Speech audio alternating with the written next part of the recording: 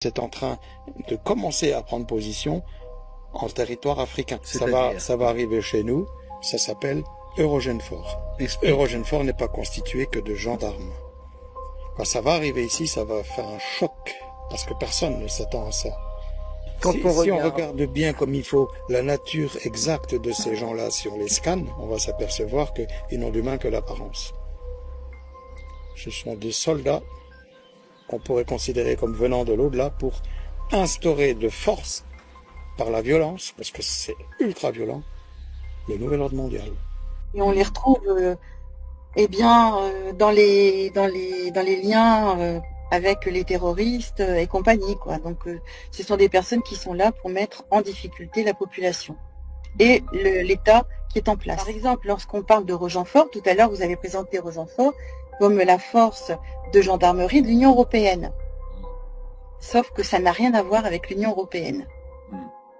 Donc c'est là l'ambiguïté. Dans le rapport du Sénat, Eurogenfor a pour origine les armées secrètes de l'OTAN, l'ADIO. Et donc il arrive à un moment donné où ces armées ne parviennent plus à se faire financer au niveau privé. Et donc Alliot-Marie va intégrer Eurogenfor dans les comptes de l'État.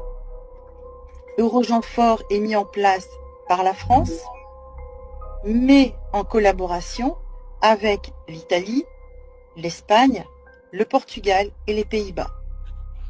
Le siège se trouve en Italie, les locaux sont gracieusement prêtés par l'Italie, et la langue officielle, eh bien, c'est l'anglais. Alors, ce qui est important aussi de noter, c'est que cette armée, eh bien, a l'immunité. Alors, qui a donné l'immunité à cette armée? Bonne question.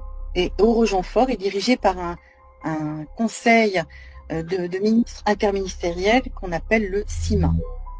Alors, ils ont aussi la possibilité d'intervenir dans tous les pays sans demander l'autorisation à l'État concerné.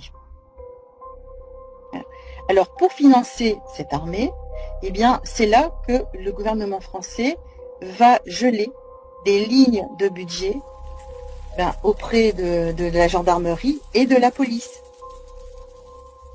Voilà, donc c'est pour ça que notre gendarmerie, notre police va se retrouver en difficulté parce que les budgets ils vont piquer dans les budgets du ministère de l'Intérieur et aussi des armées pour pouvoir financer cette armée parallèle, puisque c'est une armée parallèle.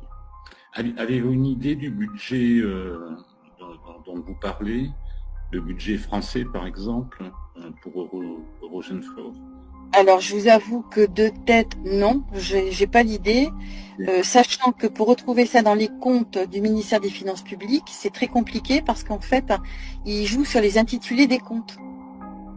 Auparavant, on avait quelque part une espèce de comptabilité analytique, on pouvait définir qui revenait à quoi, tandis que là, on parle de défense. Alors, de défense, on y met tout qu'on veut, quoi. Donc, c'est quelque peu compliqué. Et quelle est la mission officieuse alors de Rogenfor aujourd'hui, dit en quelques mots simples, facilement compréhensibles? Quel est leur terrain de jeu, si je puis dire? Alors, des terrains de jeu, ils en ont plusieurs.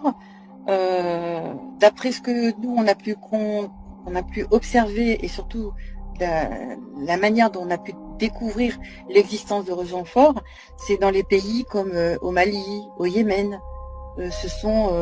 Donc ils interviennent de façon, non, en dehors du respect protocole en fait, et on les retrouve,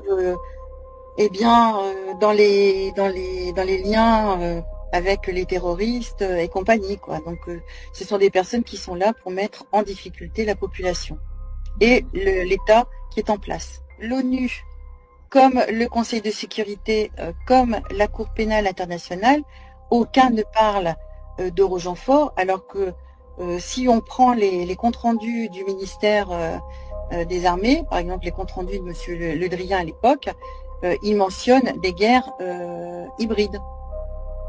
Et les guerres hybrides, c'est les guerres qui sont conduites avec nos armées conventionnelles, et à côté, on a ces armées parallèles, qui, eux, n'ont pas du tout à respecter les règles en matière de militaire. Donc ils ont le droit de faire tout ce qu'ils veulent. La nature exacte de ces gens-là, si on les scanne, on va s'apercevoir qu'ils n'ont d'humain que l'apparence. Ce sont des soldats qu'on pourrait considérer comme venant de l'au-delà pour instaurer de force, par la violence, parce que c'est ultra violent, le nouvel ordre mondial.